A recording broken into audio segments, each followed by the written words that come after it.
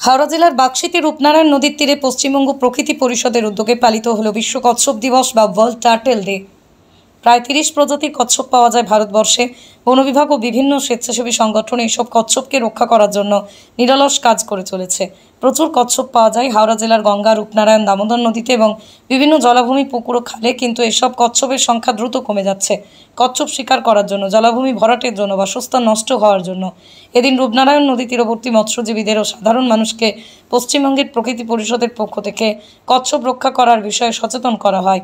একাধিক সচেতনতামূলক লিফলেট বিতরণ করা হয়। এছাড়াও গ্রামীণ হাওড়া থেকে উদ্ধার করা হয় 2টি তিলকাছি। মৎস্যজীবীদের হাত দিয়ে পুনরায় নদীতে ছেড়ে দেওয়া হয়। এদিন উপস্থিত ছিলেন চন্দ্রনাথ বসু, বন্যপ্রাণ সংরক্ষণকারী চিত্রক প্রামাণিক, ঝিন্নন প্রধান, সৈকত খাঁড়া, সুমন্ত দাস, সুপ্রকাশ সাধক, ইমন ধারা, রঘুনাথ মান্না, পলাশ প্রধান, পৌলভী মিশ্র সহ অন্যান্যরা। আমরা এখন আছি হাওড়া জেলার শেষ প্রান্তে রূপনারায়ণ নদীর তীরে। তো আজকে বিশ্ব কচ্ছপ দিবস বা ওয়ার্ল্ড টার্টেল ডে।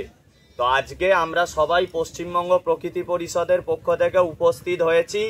আমরা এই স্থানীয় যারা মৎস্যজীবী আছেন তাদেরকে আমরা সচেতন করছি এবং কচ্ছপের যে পরিবেশে যে গুরুত্ব সেই সম্বন্ধে আমরা ওনাদের অবগত করছি।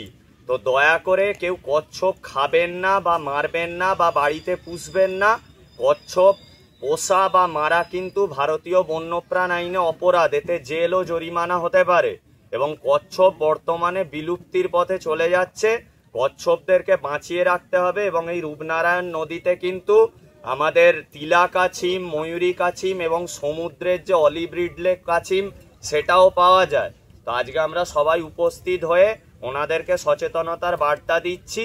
তো এরপর আপনাদের সামনে বক্তব্য রাখবেন আমাদের পশ্চিমবঙ্গ প্রকৃতি পরিষদের পক্ষ থেকে চন্দ্রনাথ বসু। আমাদের সমাজের প্রিয় এই মৎস্যজীবীরা যারা দৈনিক মৎস্য ধরেন এবং আপনারা নিশ্চয়ই জানেন যে বাঙালি মাছে ভাতে, এই মাছে ভাতে খাওয়াকে কেউ বন্ধ করতে পারবে না।